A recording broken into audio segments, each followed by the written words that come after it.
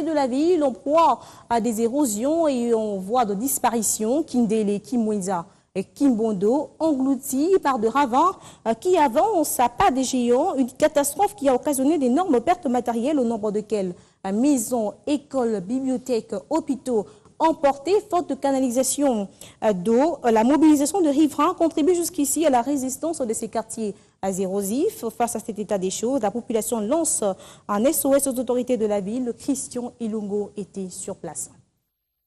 Nous sommes sur la route Kimwenza, dans la commune de Mongafula à Kinshasa. Cette route, qui jadis allait de l'université de Kinshasa à la gare de Kimwenza, n'est plus que l'ombre d'elle-même.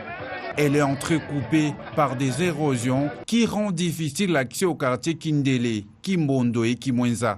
Elle a du mal à sortir au rond-point Gaba ou encore à la cité verte.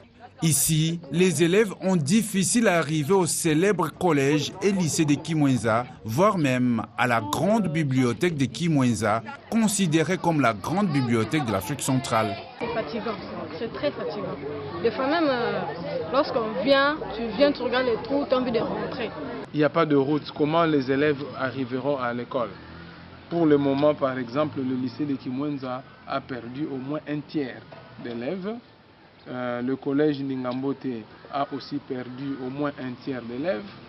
Les internats dans les deux écoles, même chose, parce que beaucoup de parents qui sont au centre-ville, envoyer les enfants à Kimwenza maintenant ne peuvent pas. Pire encore, les familles de ces coins de la capitale ont vu leur habitation être emportée par la pluie. Celles qui tiennent encore essaient d'aménager des alentours de leur milieu de vie. Celle de Kindélé souffre pour l'approvisionnement en eau potable. Je dois aller à l'école, mais je suis obligé de chercher d'abord de l'eau. Ça me met en retard. Il y a l'eau qui n'arrive plus pendant que l'usine de traitement c'est à côté ici. L'eau c'est une urgence urgente. Nous avons vu des coins ici comme Kissenso où ils ont connu le même problème. On a créé des forages, la population est soulagée. Ici les gens doivent se lever à 2 h du matin au pays de Koulouna pour chercher de l'eau. Et l'eau n'est pas gratuite, c'est payant au prix de 200 francs le bidon. Il y a une maman qui me disait que le transport c'est 400 francs par bidon. Tout ce coût qui va supporter. On se demande est-ce qu'on est vraiment... La vie devient invivable à Kindélé, Kimbondo et Kimwenza. La population qui attendait une solution auprès des autorités se voit exposée aux maladies à cause des immondices jetés par l'OVD. Mais normalement, c'est pas poubelle.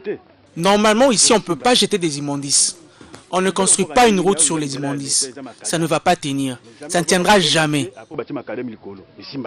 Comme c'est au gouvernement qui revient la construction et la réhabilitation des routes, la population se retourne vers les autorités compétentes et plaide en faveur de la route de Kimwenza. Ce que nous demandons d'abord en premier lieu, c'est réhabiliter la route. Cette route-ci, il y a beaucoup de gens qui souffrent. Les autorités ouvrent les yeux à la situation que traverse le plateau de Kimwenza, mais qui regorge des infrastructures assez importantes. Une université, une grande bibliothèque, dans toute la ville il n'y en a pas. Et puis plusieurs écoles primaires et secondaires. Et toutes ces écoles catholiques sont sur le plateau de Kimwenza. Mais il y a aussi une grande population dans Kimwenza aujourd'hui. Si rien n'est fait d'ici là, des quartiers Kindélé, Kimwenza et Kimbondo vont disparaître de la carte géographique de la capitale congolaise.